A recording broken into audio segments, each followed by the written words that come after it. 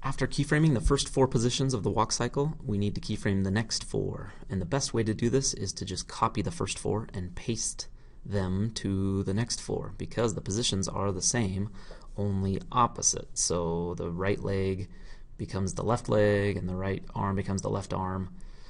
And so we can just copy and paste the X flipped position. So let me show you how to do that in Blender.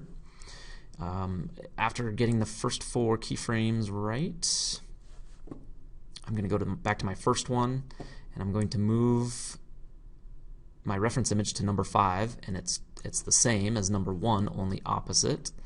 And so the way I get I need to keyframe it and flip the position. So I'm going to select all of the bones structure, A to select all, and I'm just going to make sure my cursor's up here. There's a couple different ways to do it. I could do it in the dope sheet, but best way is probably up here.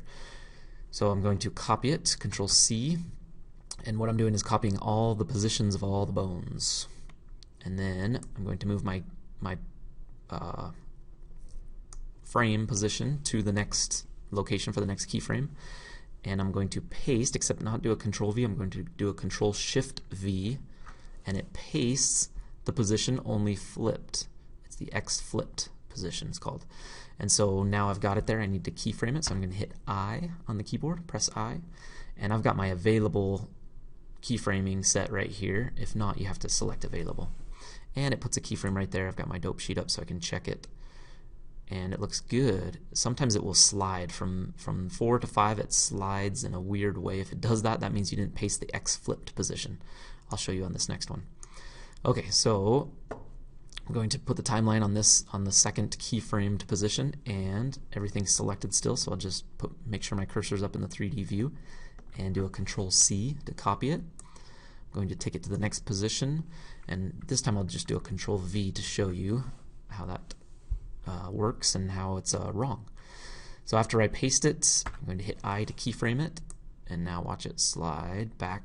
So as I'm scrubbing through, it kind of does this weird little shift slide thing, which is kind of cool, but it's not what I want to make the walk cycle. So I didn't paste the X flipped position. So I'll come back up here. I've already copied the position, or I already have it copied to the clipboard. So now I'm going to do a Control Shift V, make sure your timeline is in the right spot, and then I'll keyframe it. And so now it continues the walk cycle. So if you do that to all 4 positions, Control C, take it to the next location, Control Shift V and I to keyframe it. And on number 4, Control C, go to the next position, Control Shift V and I to keyframe it. That should be the complete walk cycle, which is really simple to do. After you get the first 4, the next 4 are done for you. And I can go back and tweak it how I want. If sometimes it's a little bit off in between a couple keyframes, I can always move things around and keyframe it. I don't always want it the exact same, copied and pasted, and so I can change it just a little bit. But that's the easiest way to get the basics of the walk cycle. Now, one other little trick is to once I've got those 4, if I play it, you can see that it's not a perfect walk cycle. It pauses, and the reason for that is because there's some extra frames here on the end. Even if I got rid of those frames and just had it does a little jump. Okay, and so the best way to do it, a little trick, is to increase your frames just before the next keyframed position. And I need to keyframe that so that it's moving towards that, but it just doesn't get there.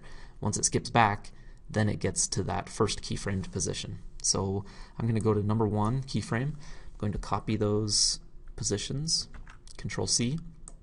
Then I'm going to come to what would be the next position for that keyframe, but my frames aren't going to quite get there. So now I'm going to just do a Control V, because I want it the exact same. I don't want the X flipped position as the first one. Control V and then I to keyframe it. Now from keyframe 8 to the next keyframe, it's going to be moving towards that position, and then when it comes back to the start, it's going to arrive at that position or that keyframe. So now if I play it, it's a nice continuous walk cycle. I can even pan around. I can hide the skeleton so I can see what it looks like from the front. Make sure the knees are working properly and the arms look good from all angles, and that there's no glitches or hitches in the walk cycle.